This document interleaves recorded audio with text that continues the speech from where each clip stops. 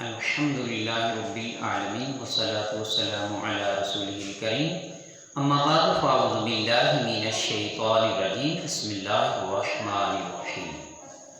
قد جاءکم من اللہ نور و کتاب مبین صدق اللہ العظیم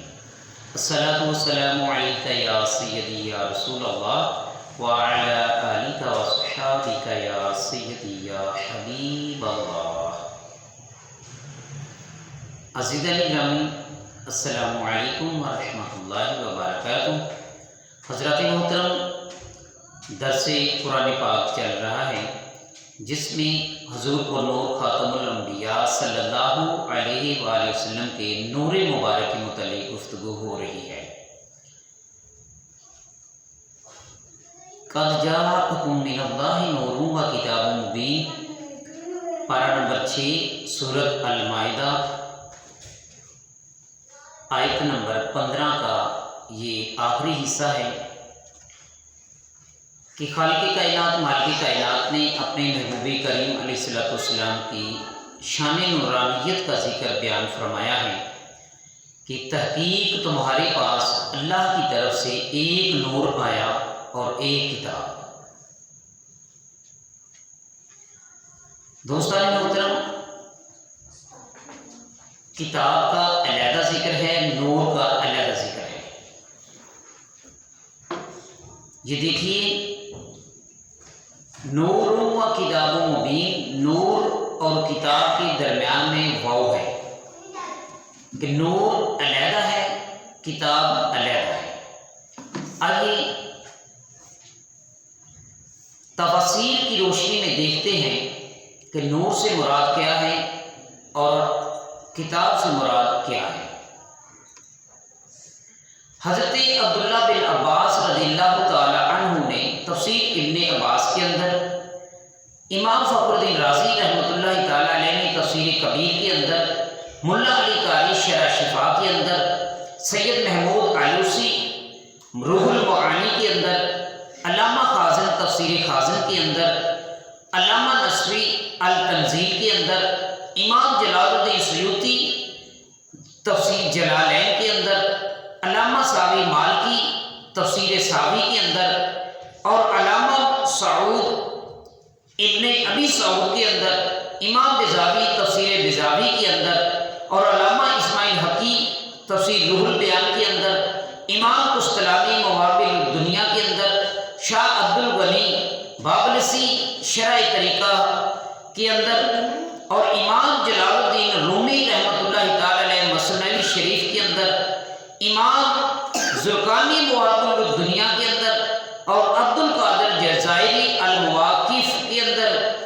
اور علامہ یوسف نبہانی وصال الوصول کے اندر، قاضی ایاز مالکی الشفا کے اندر، اور علامہ محمد بن قاسم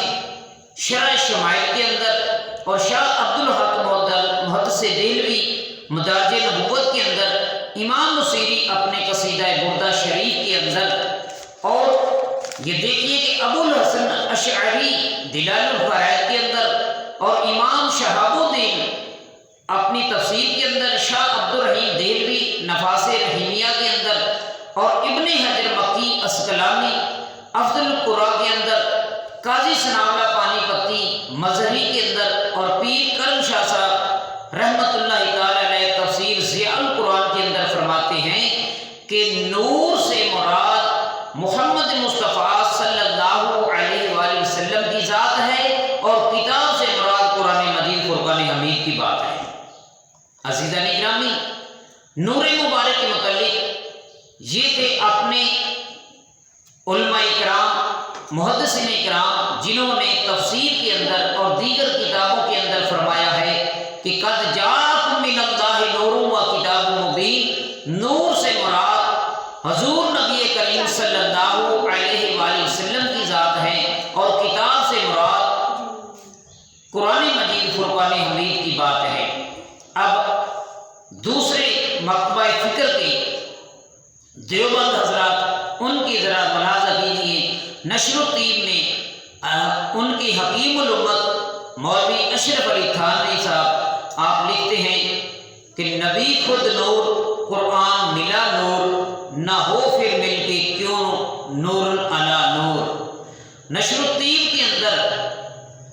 حکیم الامت، ان کے حکیم الامت ہیں مولوی اشرف علی تھانوی صاحب، لکھتے ہیں کہ قد جاءکم من اللہ نور و کتاب مبین۔ نور سے مراد حضور کو نور خاتم الانبیاء صلی اللہ علیہ وآلہ وسلم کی ذات ہے۔ اور مولوی اسماعیل دیلوی منصب امامت کتاب کے اندر لکھتے ہیں کہ نور سے مراد محمد مصطفیٰ صلی اللہ علیہ وآلہ وسلم کی ذات ہے۔ اور مولوی حسین احمد مدنی دیوبندی اپنی کتاب کے اندر لکھتے ہیں، اور مولانا رشید احمد گنگوئی صاحب ان کے بہت بڑے علامہ ہیں، وہ اپنی امداد السلوک کتاب کے اندر لکھتے ہیں کہ نور اللہ تبارک و تعالیٰ نے حضور نبی کریم علیہ السلام کو نور بنا کر بھیجا ہے۔ اور مولانا شبیر احمد عثمانی تفسیر عثمانی کے اندر لکھتے ہیں، حاجی امداد اللہ مہاجر مکی اپنی تفسیر کے اندر لکھتے ہیں، اور مشتاق احمد تفسیر سنائی کے اندر لکھتے ہیں، اور غیر مقلد اہل حدیث کے بہت بڑے علامہ ہیں، علامہ وحید الزمان، وہ اپنی تفسیر وحیدی کے اندر لکھتے ہیں کہ نور سے مراد حضور نبی کریم علیہ السلام کی ذات ہے، اور کتاب سے مراد کتاب مبین یعنی قرآن مجید فرقان حمید کی بات ہے۔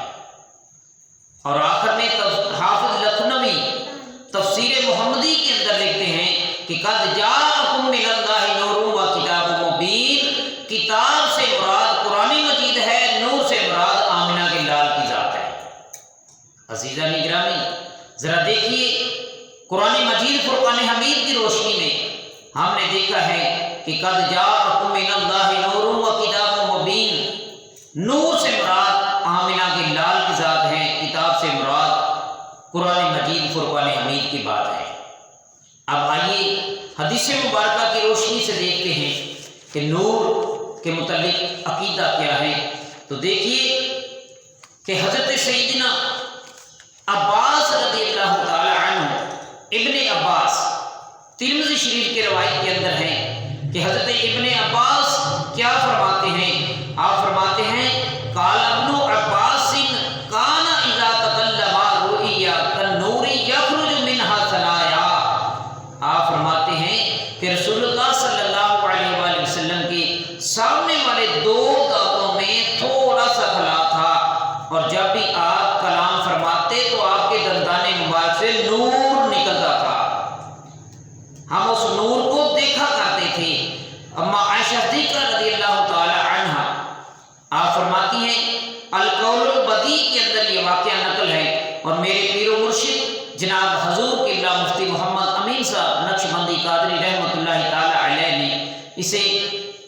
البرہان کے اندر بھی نقل فرمایا ہے، دیگر کتابوں میں ذکر ہے کہ اما عائشہ صدیقہ رضی اللہ تعالی عنہ فرماتی ہیں کہ اچانک میں کپڑا سلائی کر رہی تھی، میرے ہاتھ سے سوئی گر گئی، تو رات کا اندھیرا تھا، مجھے سوئی نہ مل رہی تھی، لیکن اتنے میں میرے سرکار یعنی حضور کو نور خاتم الانبیاء صلی اللہ علیہ وآلہ وسلم تشریف لائے، تو آپ کے چہرہ مبارک کی نورانیت کی برکت تھی کہ میرا پورا گھر روشن ہو گیا، میری وہ گم شدہ سوئی جو تھی وہ بھی مجھے مل گئی۔ عزیزان گرامی، دیکھیے قرآن مجید کی روشنی میں، حدیث مبارکہ کی روشنی سے پتہ چلتا ہے کہ اللہ تبارک و تعالیٰ نے اپنے محبوب کو نور بنا کر بھیجا ہے۔ اور یاد رکھیے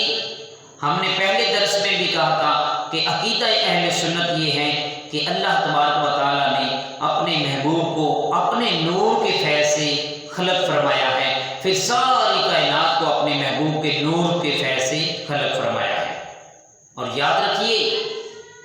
ہم ہرگز یہ نہیں کہتے، اہل سنت کا یہ عقیدہ نہیں ہے کہ رب تعالیٰ کے نور کا حصہ ہے، نبی کریم علیہ السلام کا نور رب کے نور کا ٹکڑا ہے یا جز ہے یا حصہ ہے، نہیں، بلکہ ہم کہتے ہیں کہ اللہ تبارک و تعالیٰ کا نور ذاتی ہے، اور نبی کریم علیہ السلام کا نور عطائی نور ہے، وہ بننے والا ہے، یہ بننے والے ہیں، وہ بنانے والا ہے۔ میرا اللہ رب العالمین کسی کا محتاج نہیں ہے، جبکہ نبی کریم علیہ السلام ہر گھڑی میں اپنے رب تعالیٰ کی محتاج ہیں۔ اور دیکھیے کہ نبی کریم علیہ الصلوۃ والسلام نوری بشر بن کر تشریف لائے. آپ نور بھی ہیں اور بشر بھی ہیں. اللہ رب العالمین کی بارگاہ میں دعا ہے کہ اللہ رب العالمین ہم سب کو صحیح طرح اپنے آقا و مولا سے محبت رکھنے کی اور آپ کی سیرت پاک پر عمل کرنے کی توفیق عطا فرمائے.